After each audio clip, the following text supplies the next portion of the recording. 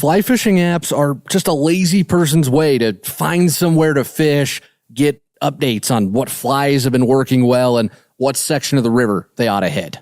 They're for people who prefer automatic transmissions, boneless buffalo wings, and Downton Abbey.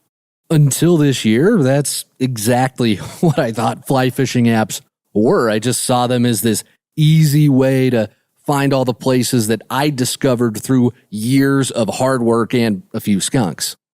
Now, I've changed my mind because my own experiences with these apps showed me that my concerns were a little bit overblown. Honestly, the right app can be a great tool for anglers of all skill levels. Today on Untangled, I'll share why my opinion on these apps has changed, why I think they're useful, and how you can get the most out of them. This is Untangled, fly fishing for everyone, presented by Ventures Fly Co. Hey everybody, welcome to it. This is Untangled, and I am your host, Spencer Durant. And in today's episode, I eat yet another plate of crow. I've been doing that a lot lately, but my opinion on fly fishing apps legitimately has changed. So to walk you guys through that and to understand where I sit with them now, let's just go all the way back to the beginning so you see the thought process here. I think it was probably 6 or 7 years ago. It was right when the fly fishing apps blew up in popularity. You couldn't get away from any of their ads on Instagram or anything like that. And I had an editor at a fly fishing magazine that I was writing for at the time. He asked me if I wanted to review one of those apps, and I just told him no right out of the bat and just said, I think fly fishing apps are morally wrong and they are going to ruin fly fishing. I think that's almost an exact quote. And that was the opinion I had. It's just they were a no-go zone for me. And then almost exactly 2 years ago, here at VFC, I did an entire podcast about how I don't like fly fishing apps because they make it too easy to find places to fish. And part of the fun of fly fishing, part of what I really love about it, is discovering places to fish all on your own. And I still 100% believe that. That's never going to change. That is a big draw to the sport for me, and I know it's a big draw to a lot of us, is that there's so much fun to be had when you just go out and explore places you've never fished before. And I've had the chance to do that a bunch this year, and it's some of the most memorable days that Alex, my buddy here at VFC, he's in all the videos with me. Some of the best days we've had together since we've been doing VFC stuff have been this year when we just went out and explored. So it's really, I will never back away from that being an integral part of the fly fishing experience. But that doesn't mean that fly fishing apps are the scourge that I thought they were. Because in my mind, when they first blew up, what I saw them doing was they were compiling, this is what I assumed, I'm not saying this is what happened, but what I assumed is they were taking all that information about all the lakes, all the rivers, all the streams, all that stuff I'd built up over not quite 20 years at that point of fly fishing. And then all of that info, along with what fish are swimming in that water, whether it's good fishing, tips for fishing it, ratings from folks who've fished it recently, pictures, instructions on stand on this point and cast here at this angle when the sun's right here and the moon's in its whatever phase and you'll catch a 20-inch brookie or whatever. About all of that stuff that I'd kind of figured out through my time fishing was now just available to everybody if you pay a monthly fee, because everything, even our cars these days, are monthly fees.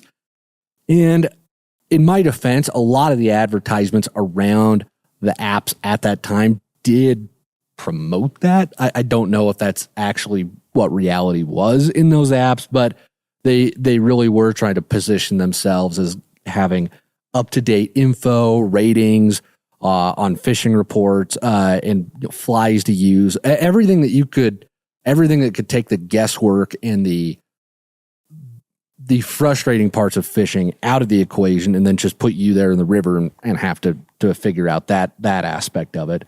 And I know there are still some apps on the market that try to provide that. So the apps that just want to hotspot and to blow a fishery up we're going to call those bad apps because that's what they are. They're just designed to maximize the exposure of a fishery through social media posts, up-to-date reports, just flocking as many people there as they can without any thought to, okay, well, can this spot actually handle that sort of pressure? There are quite a few fisheries that are remarkable in that way. They can handle a lot of pressure, but not every fishery can stand up to a lot of anglers showing up day after day after day. So you've got those bad apps, and then you've got apps that decided to go in a completely different direction, and we'll call these ones the good apps, because these focus just on providing tools to the anglers. And a lot of these tools are the same tools we use when we go out onto the river. Plus, these apps, they don't have any social media component to them. There's no ratings of how a stretch fish. There's no exact instructions on where to stand and what fly to tie on or anything like that. Instead, these good apps, they just populate all that information that we want to know before we go fish, especially if we're not familiar with the river. And instead of it being on 4 or 5 different websites, they bring it all into one place. And that's really 3 key pieces of information. We'll go through those right here. And the first thing that these apps are really good at doing is giving you overviews of public versus private land. And that matters because not every state has the same sort of access laws. Here in Wyoming, where I live, and in Utah, where VFC is headquartered, you cannot walk through a river that goes through private land. And if you float through a river that goes through private land, you can't even drop your anchor because that's still considered trespassing. Whereas in Idaho and Montana, if you access the river at a public access point, and then you wade and fish up the river, once you get onto private land, you can still wade in that river, and you can even get out and move around as long as you don't go above the ordinary high water mark. Now, the exception to that is if there's an obstacle that you can't get around elseways, you can get up, go around the obstacle, then go right back down to the river, and you have the legal right to do that. But not every state's that way. So knowing where the public and the private land is matters quite a bit, especially if you're in a place that you're not familiar with. You know, just last summer, Alex and I, we were out on this river that we fished a few times. It's a really fun little spot to go play around on, but it's mostly private. And there's chunks of public, and then eventually you get to the national forest. But a lot of the water we really like to fish is on private land, or right next to private land, pardon me. And those public sections are pretty tough to figure out where they are if you don't have a good map. And we get out there one day, and Alex is like, oh, there's this public spot we can access. And he just takes off. So I start following him and following him and following him for what felt like forever. And eventually we stop, and I just look at Alex. And I was pissed because I was convinced we'd been walking for so long. I was convinced we'd trespassed long ago. We were going to get a ticket. It was going to be a not good day on the river. And we stop, and I finally catch up with Alex and look at him, and I just go, so how long have we been trespassing? And I was real pissy about it. And Alex just laughs. He pulls out his phone. He's got Onyx up, the mapping software that's really big in the hunting world with their maps. And could clearly see we were still well within the public parcel. It was a lot bigger than I expected. And it was really nice because then we were able to fish all the way back up to the trucks. And it was one of the best days we've had in a long time fishing that river. We caught some nice fish. We saw some bears. It was a great trip. Really, really fun time. It wouldn't have been possible, right, without knowing where the public and the private land was. So that's one thing that these apps do that's very, very useful, especially if you don't know an area like the back of your hand. Now, the second point of information that these apps compile that's very helpful is going to be access points and knowing where you can actually get into the river. And I think it was about a month ago, maybe a little bit more than a month. Alex and I were out fishing a river. I'd floated it once, like 7 or 8 years ago, and Alex had never floated it. And I knew 2 boat ramps on the river, and we checked this map that was provided by that state's Game and Fish Department. And it had those 2 ramps listed. So I said, all right, my memory's serving me okay. I know ramps here, we'll make this float. and we start floating. Everything's good to go. And the weather starts to turn about halfway through.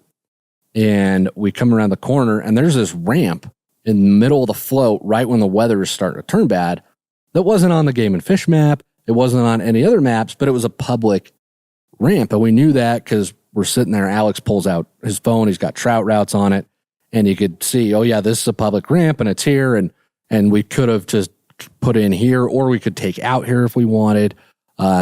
So we had more options. And we knew that because we had an app telling us, oh, yes, here's the access points. Because not boat ramps, access points, that stuff's not secret information. It's got to be published somewhere, but not every app is, not every map is going to have all that information just in it. Not every single map is complete. And knowing where the access point is, knowing where a boat ramp is, that doesn't destroy a fishery. That doesn't put too much pressure on the river. It just takes that logistical guesswork out of a trip, especially when you're not familiar with it and you don't want to get into something that you're not capable of finishing, right? You think, oh, this float's going to be short, and it ends up being much longer because the river's windier than you expected or slower than you expected or whatever it is, right? You don't want to get into those situations. So having that information about access points, which again, if it's a public access point, that information has to be published somewhere. So whether it's on a map and the map's up to date is, one of the issues that you run into. But it's really helpful to have something that shows you where the boat ramps are, where the access points are. So that's what these apps do that I appreciate. I've got my public and private land boundaries. I've got boat ramps. I've got access points, and that's really helpful. So even a grumpy wannabe old guy like me, who I went to the knee doctor and the hearing doctor this week, so I am old already. I just need to go to a 4 p.m. buffet at Golden Corral and really hit that golden age trifecta. But even someone like me who's grumpy and who hated apps forever, I can admit that, yes, I was wrong. And that information, that's not going to spoil any river. It's not going to increase the crowds to the point where the fish size plummets and everything just sucks. It's not going to happen. Okay? It's all information that's available somewhere. Usually it's available online. It's just gathered in one spot so you don't have to jump between 8 different websites looking for it. So those are your first two. Your third thing that they do really well is they provide flow data. And if you don't know what flow data is, a lot of these rivers have gauges on them that just tell you how high the river is at that time, and that's measured in cubic feet per second. And the flow data is very helpful because it tells you if the river's blown out, if it's at a level that you can float safely in your drift boat or your raft, or if it's at a level that you can wade safely. And of course, flows change from river to river. So 1,000 CFS on one river might be perfect, and 1,000 CFS on another might be flood stage. It's all relative to the river itself. But the flow data is there so you can check and see, oh, it rained a couple days ago. Is the river still high and muddy from that? No, it's back down at its normal flow range. Boom. That's very helpful. And that's stuff we use all the time. I've mentioned this on the show, maybe a month ago or so. I think we did an episode on flow data and understanding that. And that's something that a lot of us anglers use. And I don't know about you guys, but if you've been a long-time user of flow data, you probably hate the new website that the USGS put together. I don't feel like the flow charts are as friendly to read as they used to be.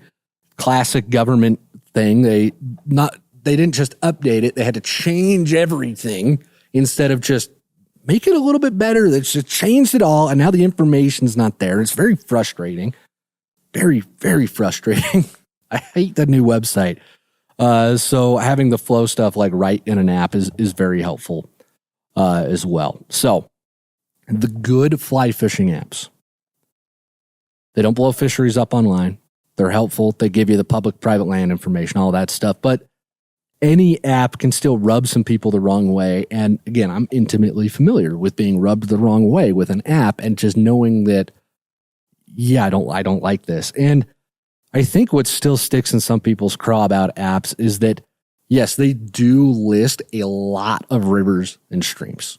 And that one little creek that you've never seen anybody on, It's going to be in that app and it's going to be listed and it's going to say what fish are in it. And that can be really frustrating because the apps will, they'll have that information in it. They'll tell you whether it's a gold medal or a blue ribbon stretch of river. There's usually going to be information about the species of fish that you can catch. And that can be really jarring to see all of that knowledge about your secret creek right out there in the open. But here's the thing you got to remember, and this is what I had to remember as well, is that long before these apps started to be a thing, that information was already published, usually on a state game and fish website, because a lot of state game and fish agencies have had interactive maps for years. In fact, I know of two, and I use their maps all the time, that have literally every single water body in that state listed out online, and you can click through and you can see it has X amount of trout per mile. So it's given a rating based on how many trout per mile it's got. It tells you what species are in it. It delineates between, this stretch has a lot of fish and this stretch doesn't have a lot of fish. All that information's there. You just had to go to that map to find it. So that secret creek, that secret spot you love, it's been out there in the open for a while. And really it comes down to knowing that a creek has fish in it and then actually going and fishing that place is different, because you need to know, you got to get to the river and then you got to realize, okay, what flies do I use?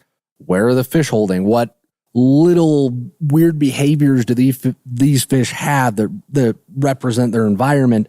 So when there's no data about when to fish or any of the other tips and tricks that we absorb as we figure out a fishery, really it's just information that's already been out there.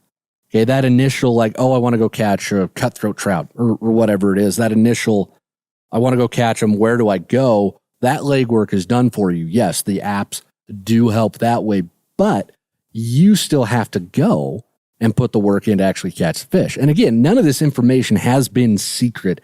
It just hasn't been super easy to access because it's been on government websites and they are, historically awful to navigate. So I do understand that being a sticking point. I really do. But again, it's not like this is something brand new. It's not like 2026, the first time that we've seen this information published. It has been out there for years and years and years. You just had to go looking for it. Now it's in an app. Yes, it's a little bit easier to find, but knowing that a place has fish in it and actually getting there and fishing it are two very different things. And that's what's made me realize that I was completely wrong about what fly fishing apps are and the role that I think they can play and should play for anglers these days. Because you still have to go out and explore it. You still have to figure out where the fish are, because not every creek behaves the same. Not every river behaves the same. You know this. You go out and fish and you realize that every little piece of water has its own personality, has its own quirks that you have to figure out and discover. And so that portion of the discovery is still there. And then on top of that, nobody's saying that, hey, you have to use the app either. You can still just go off and go blue lining for a minute. The app will tell you, hey, yes, there's fish in here. So that does whittle down some time that you would spend not catching fish. And is that a terrible thing? I don't think so anymore. I really don't think so. And I did mention that one app today by name. I mentioned Trout Routes. You've probably heard of them. You've seen their ads. And this is the app that we've been using here at VFC all year, just about. And we've been using it, planning trips, specifically looking for boat ramps, public-private land. And what's really interesting about Trout Routes is that onX actually owns them now. And onX, that hunting mapping software that really did great work for years and years in the hunting space. And it was kind of funny because we just used onX for years because that's all we really needed to know. And I was fine with just continuing to use onX. And then a while ago, I think it was last year at some point, it was a good chunk of time ago, we actually got an email from Trout Routes into the VFC inbox. They wanted to talk about a partnership with us. And I just deleted it. I didn't tell Alex about it. None of the other team just said, nope, we're not doing that, because I was so anti-app. I was going to stand on my principles, dang it. Well, earlier this year, they sent us another email Alex saw it this time, and he's much more reasonable than I am. And he doesn't delete it. He says, yeah, sure, I'll have a conversation. I'll chat with anybody. And we end up sitting down with a fellow named Eric over there at Trout Routes. He's in charge of all their partnerships. And we start the meeting, and I just tell him point blank, I don't like apps. I think they're bad. So why am I wasting my time here? And Eric was way nicer to me than I deserved, much more patient with me than I deserved. So he just pulls out the app. He's like, let me walk you through it. And he shows me, okay, stream flow data. You've got that in the app. All right. Some places where water temperature is publicly available at those gauges, that's also in the app. Okay.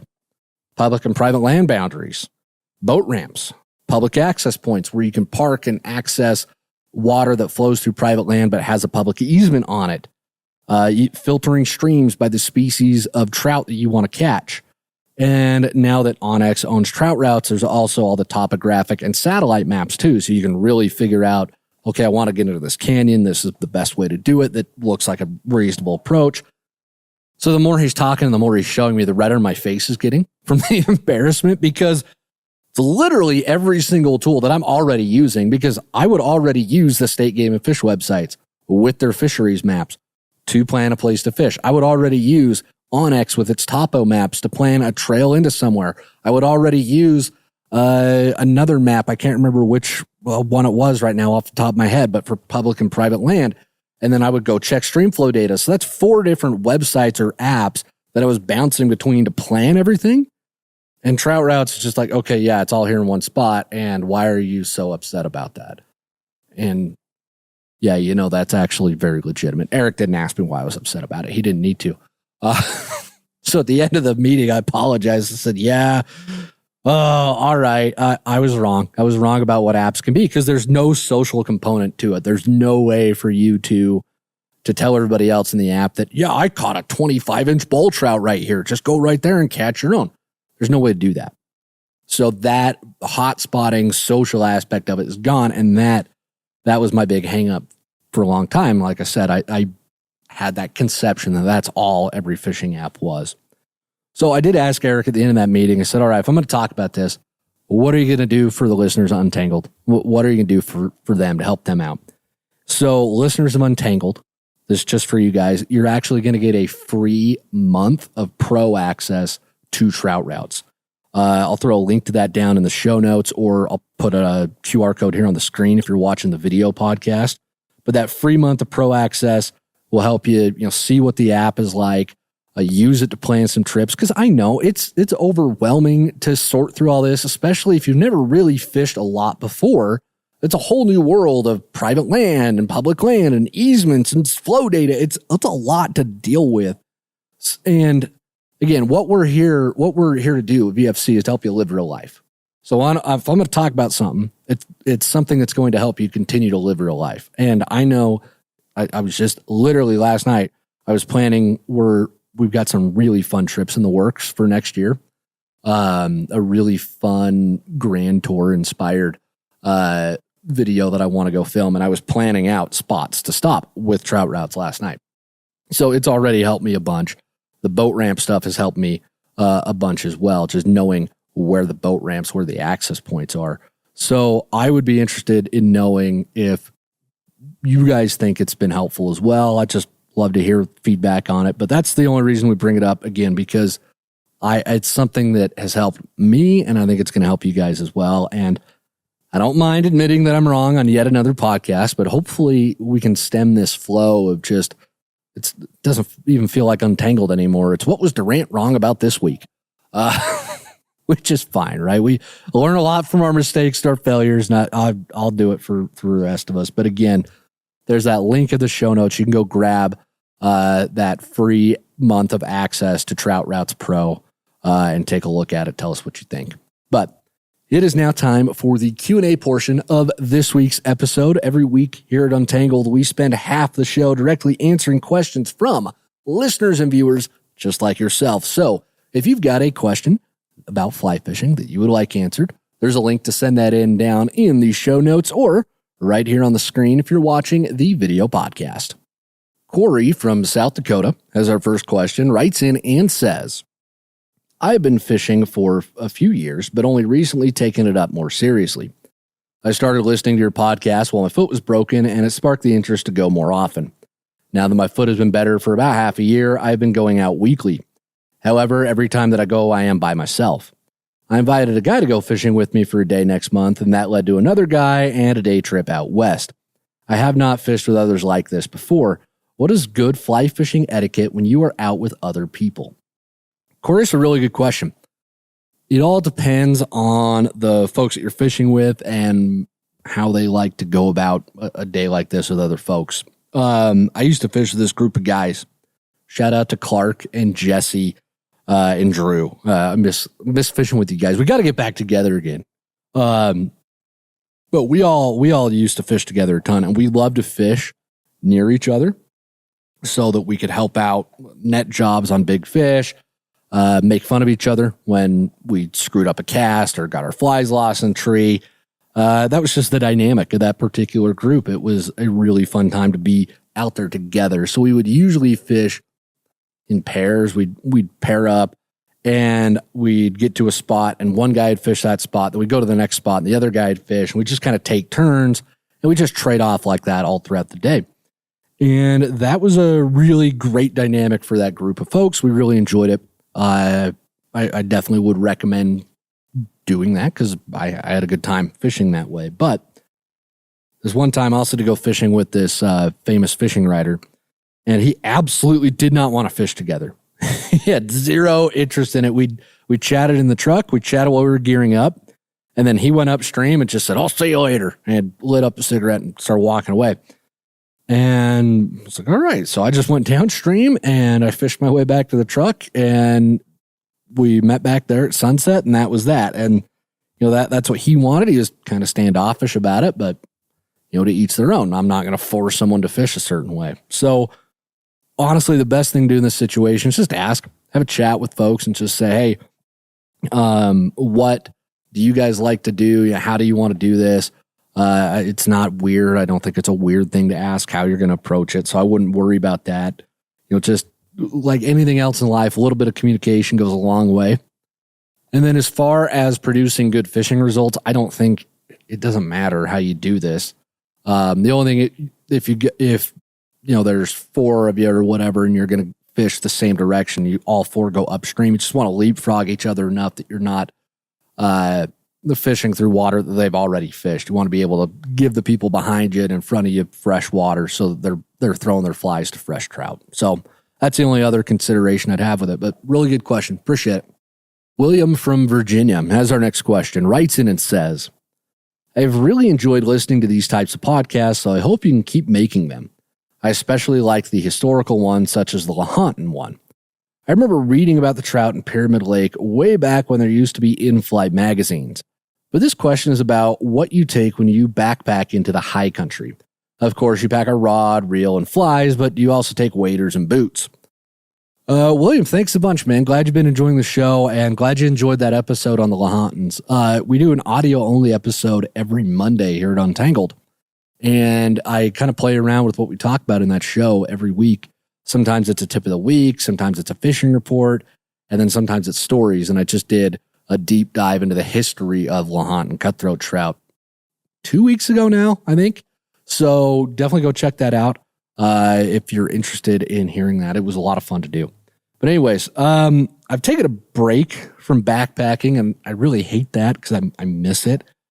I got fat, things got busy at VFC, and then I mentioned I was at the knee doctor earlier. I did screw my knee up pretty good during ski season this year. So I just haven't been able to get out into the backcountry as much as I'd like. And it's a shame because backcountry is just, it's so much fun. It's so quiet. It's so pretty. And it's really nice just get away from everybody for a bit and to not have cell service. I love that. But when I was doing those trips more often, I always ran into that problem of just hauling way too much stuff. I got to the point where I bought all the ultralight tents, ultralight backpacks, sleeping bag pads, and then I still had packs that were too heavy because I was stuffing every bit of fishing gear in it that I possibly could. And it's actually kind of funny, though, that you bring this question up now because I am putting together a trip to go next summer. I'm going to give myself a goal to get the knee fixed and get back into shape. I want to go chase golden trout. Again, it's been too long since I've done that. I was literally working on the packing list yesterday, so this was a perfect question for the show. For a backpacking trip, if I'm going to be supporting myself entirely, so that means there's no food or gear hauled in trucks or on horses, and we are camping, backpacking in the high country, my packing list is going to be pretty simple.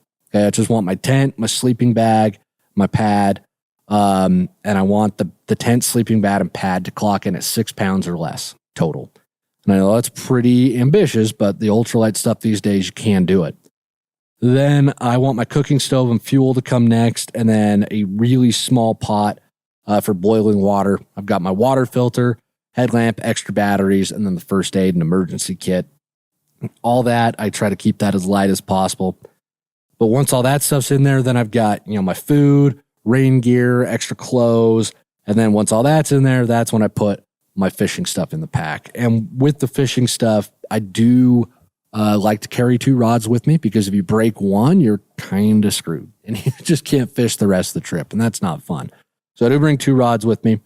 And then I do bring 2 reels with me as well, one for each rod. And then depending on what I'm doing, I might bring an extra spool with sink tip line on it if I think I'm going to need it for some of the lakes, but usually I don't. And then I do have 3 fly boxes that are completely dedicated to high country fishing. So they've got leeches, scuds, chironomids, streamers, small dries, terrestrials, some of the classic nymphs, and those just go right in the pack as well. And then, spools of tippet, some extra leader, bobber, split shot, pliers, floating, just all the usual stuff that you would bring with you. That all goes in the pack. I never haul boots or waders with me because they're just way too bulky. They weigh way too much, and it's just not worth it. Getting your feet wet after a long day of hiking is really nice. Kind of helps bring the swelling down a little bit if you put a lot of miles on your feet. So that's nice. And then a lot of the times you fish these lakes from shore, or if you really need to get out, take your shoes off. I like to wear trail runners when I'm hiking in the back country because they're so light and they're much more comfortable than boots. But whatever kind of footwear you wear, just pack that stuff with you as well. I do try to keep it simple, but then I also have to remind myself that the whole point of backpacking in the first place for me isn't just a backpack. I'm not one of those people who, let's go on a hike today. No, I'm not doing that. There's nothing wrong if that's what you do. You probably enjoy kale as well, which, again, nothing wrong, but maybe a personality flaw. And I'm not going to backpack just for the sake of backpacking. There needs to be fishing or a big game animal for me to harvest at the end of it. So I'm there to fish.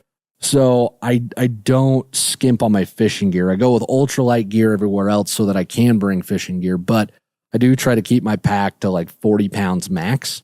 Under 30 is ideal for me. I have had packs when I was doing this a lot more. My pack was usually about 28 pounds for about a 3 or 4 day trip. I could get away with that. That's the comfort level that I've worked off in the past. So that's what's worked for me, and hopefully some of that helped you. Appreciate it a bunch. Thanks.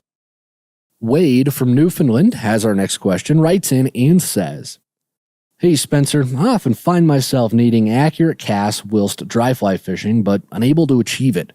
When I cast, my flies end up slanting to the right, creating a C shape at the end of my cast. I have no idea why that's happening and have experimented and failed on ways to get rid of it. Also, could you explain what breaking your wrist means when casting? I never fully understood the term. Thanks so much for your help." Wade, this is a really good question. And casting questions are so hard to answer on a podcast, right? Because I'm not out on the river where I can demonstrate what I'm talking about. So hopefully I do this justice. But one thing that I've noticed a lot of us do, I include me and Alex in that, you can see it in our videos, is from that front cast to the back cast, as I move my arm back, my wrist will rotate a little bit so that the reel splays out to the side. And this is a pretty bad habit that I've picked up over the years of just not keeping my wrist straight. And the reason that that's a bad habit is that it moves that rod tip, instead of moving in a perfectly straight line, now that rod tip's moving in a little bit of an oval. And that's a killer for accuracy, because the most accurate fly cast that you can get is one where the fly line moves in the rod tip moves in a straight line. And if the rod tip moves in a straight line, the fly line moves in a straight line. And any time you deviate from that straight line between points of the fly cast, you introduce that side-to-side movement, and that kills accuracy. So as straight of a line as possible is going to be as accurate of a cast as possible. So again, I mentioned I'll bring my arm back and my wrist rotates and the reel splays out to the side instead of staying facing forward like it should. So to combat this, there's a couple things you can do. You put your thumb on top of the cork, or even put your pointer finger on top of the cork if that's more comfortable. But when you do that, when you really focus on, yes, it's on top, that sort of forces your wrist to stay not locked, but stay in place so that you're not rotating it to the side as you cast. And that actually, I was blown away. I realized how big of an issue this was a couple of years ago, and I was really dedicated to start trying to fix it. So I was out, Alex and I were fishing blue wing hatch one day, a couple springs ago now. And I said to myself, today I'm just going to fish. I'm going to put my pointer finger on top of the rod, and I'm going to not let that wrist rotate. And I could not believe the difference in accuracy it made. It was night and day because my wrist wasn't rotating off to the side anymore. It was just, boom, right there in place where it needed to be. So that was really, really helpful, really eye-opening to me to see that work. So I would definitely try that. That very well might be the culprit, is your wrist is just rotating too much. Now, as far as what the term breaking your wrist means, that just refers to using your wrist to control a lot of the rod's movement back and forth during the cast instead of utilizing your forearm. Because we know that a good fly cast means that you've got to move your fly rod from about a 45-degree angle in front of you to about 45 degrees behind you. And moving between those 2 points is that foundation for a good fly cast. So when you move your rod cast from the front stroke to the back stroke, and you know that your rod tip needs to move a little bit behind you, some folks will kind of break the wrist at the end of each casting stroke to send that rod tip further back. But that's going to open up that casting angle a lot more, and that's going to open up those loops a lot more and create some really weird shapes. So instead of just keeping that wrist, it doesn't need to be locked, but when you really just move it, your arm stops and your wrist keeps moving, your arm stops and your wrist keeps moving. That's what breaking the wrist is, and you're pushing that rod forward even more when really your whole forearm should be doing the job of moving that rod from point A to point B on that casting. And when you introduce the rod or introduce your wrist breaking, that's when you can start to get some weird shapes in your loops and start to lose accuracy and power in your loops because you're breaking the wrist like that. So remember, your forearm's doing a lot of that work, not just your wrist. They need to work together. There was that prevailing notion that your wrist needs to lock in place. And I think a lot of casting instructors are sort of shying away from that because it's not a natural movement. You want a natural movement, but you want that wrist to stay as solid as possible. So hopefully that makes sense, and hopefully that helped. I appreciate you asking the question. And with that, folks, we are going to go ahead and jump into the Live Real Life moment to end this week's show, because every week here at Untangled, we spend the last half of the very end of the show reading story from folks out there in the VFC audience who are living real life. We love to see what y'all are up to. So if you've got a Live Real Life moment you'd like to share, you can send those on into us. There's a link to do that down in the show notes or right here on the screen if you're watching the video podcast. And this week's Live Real Life moment comes to us from Kai, who writes in and says, I was recently fishing with my dad. We were trying a lot of different flies, and at one point I had 3 different trout rise around my fly, but not on it. After that, I was wondering what I was doing wrong, and I fell back to the videos I always watch. And by doing this, I realized that the only thing on this river was midges. So we went to the fly shop that day and purchased almost too many flies. Then later in the day, near sunset, my dad gets cold and turns to go back to camp, but I keep trying. It only got darker, except in the span of an hour, I managed to catch 7 trout. This was the best day of fishing I have ever had by far. It was all little rainbows and browns until I got hit by this beauty of a cutthroat, which isn't too common on this stretch of river. Believe in the hatch and live real life. Kai, that's awesome. I don't know if you can ever have too many flies though, so don't ever think that because it's just not true. But that's a great story. I love it, man. Way to stick with it. Way to believe in the hatch. It's a great phrase. We might need to put that on a hat or something at some point. Oh, but I appreciate you, man. Thanks for sending it in. And thanks to all of you who listen to the show every week. If you could do us a favor, please tell everybody about the show. Please rate and subscribe to the show wherever you're listening to it. All of that stuff helps us help people live real life, which is the whole reason that VFC and Untangled exists. So make sure you're spreading the good word of what we're doing here and sharing this with as many people as possible. And with that, folks, we're going to wrap things up. Thank you so much for being here. And until next time, get out on the water, enjoy yourselves, and live real life.